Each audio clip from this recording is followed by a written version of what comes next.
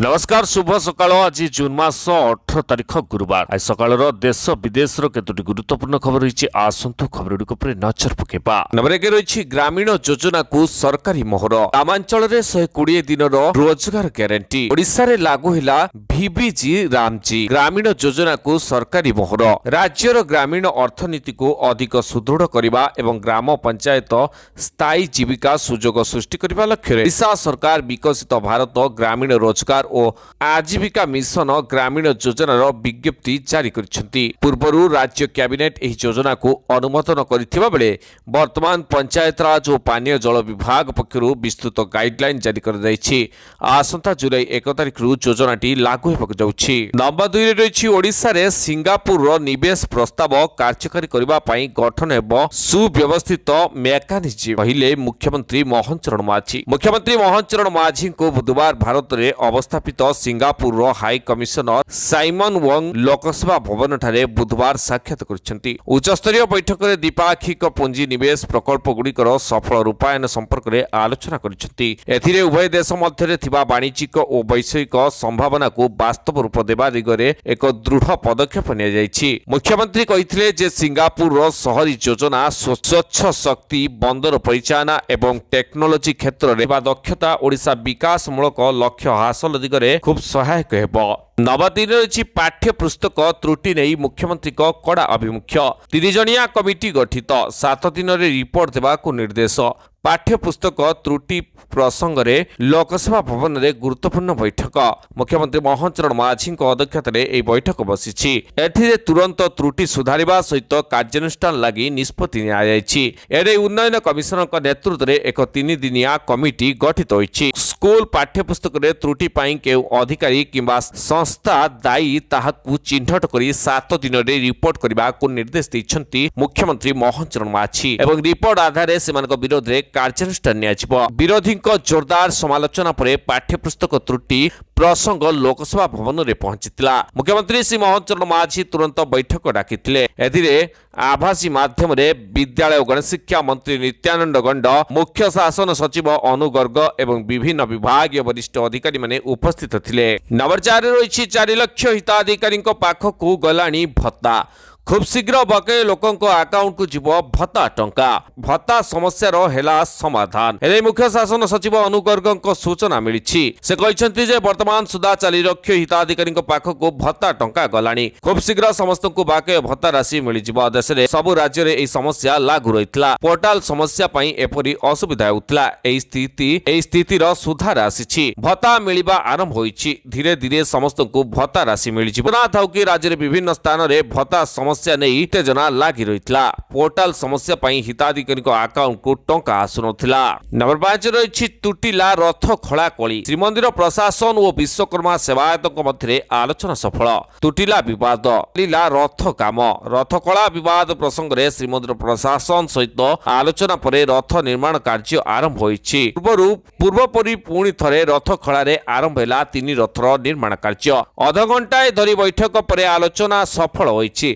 3 रथ प्रमुख विश्वकर्मा मानक प्रतिक्रिया रही रथ घाट खेई आकार रे नेबा को अनुमति प्रदान करिछि श्रीमंदिर प्रशासन। रथ तत्वावधान को दायित्व न हटाइले रथ यात्रा रे गड़ीबनी रथ बुली कड़ा चेतावनी दैछंती मुख्य विश्वकर्मा। एपटे श्रीमंदिर नीति प्रशासक प्रतिक्रिया रखी कहिसंती जे मुख्य विश्वकर्मा को सहित आलोचना सफल होइछि। एने मुख्य प्रशासन को सहित आलोचना पर परवर्ती निष्पत्ति नियाजिबो। नंबर 6 रही पीएम स्वधीनी योजना स्ट्रीट भेंडर हिताधिकारी को बड़ आश्वस्ति स्टाम्प शुल्क संपूर्ण छाड़ पीएम स्वनिधि योजनार हिताधिकारी आसिला खुशी खबर। रास्ता कड़ दुकान मान बड़ आश्वस्ति प्रधानमंत्री स्ट्रीट भेंडर्स आत्मनिर्भरशील निधि योजना अधीन मंजूरी होता 3टी ऋण प्रक्रिया स्टाम्प शुल्क संपूर्ण छाड़ कर राज्य सरकार चुक्तिपत्र उपरे लागुवा स्टाम्प शुल्क संपूर्ण छाड़ होइछि। राजस्व विपर्यय परिचालना विभाग पक्षरु निर्देशनामा जारी होइछि। पीएम स्वनिधि योजना रे प्रथम द्वितीय तृतीय ऋण किस्ती संबंध एग्रीमेंट गुड़िक स्टाम्प शुल्क आदाय कराई। नंबर 7 रही 28 रे ओटीटी परीक्षा आज बोर्ड वेबसाइट रे एडमिट कार्ड। माध्यमिक शिक्षा परिषद बोर्ड पक्षर आह्वान कर ओडिशा शिक्षक योग्यता परीक्षा ओटीटी 2026 आसंता 28 तारिख में अनुष्ठित होब। इन सर्विस शिक्षक एवं नुआ प्रार्थी मिसी मोट 97,151 जन प्रार्थी परीक्षा पर आवेदन करिसेंती। एथिरे 48,625 रेगुलार और 13,584 जन इन सर्विस शिक्षक रही। आवेदनकारी माने आज बोर्ड वेबसाइट रु सेमानकर एडमिट कार्ड पाई परिबे बोली बोर्ड सभापति श्रीकांत तराई कहते।